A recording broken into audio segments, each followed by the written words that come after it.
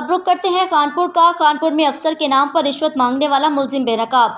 महकमा सेहत के मुलाजिम की मेडिकल स्टोर के मालिक से 50,000 रिश्वत मांगने की वॉइस कॉल सोशल मीडिया पर viral. Deputy district health officer doctor Shafqat Gorvi का मौक़िफ़ सामने आ गया। APE न्यूज़ से गुफ्तगू करते हुए बताया कि इन पर इल्ज़ाम झूठा और बेबुनियाद है।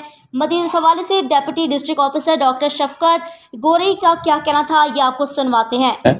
मैं DDHO खानपुर तैनात हुआ हूँ। मेरी पोस्टिंग 22 जुलाई 2023 को हुई है।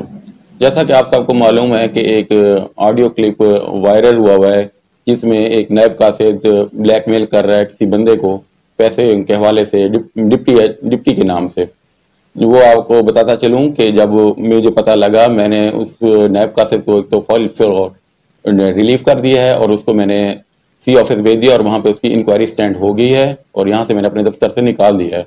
जब वहाँ पे इंक्वायरी स्टैंड हुई, इनिशियल उसकी जो रिपोर्ट आई है, ये जो ऑडियो क्लिप है ये वाक़या है 12 जुलाई का, यानी कि मेरी पोस्टिंग से पहले का वाक़या है, जिससे मेरा कोई लेना देना भी नहीं है।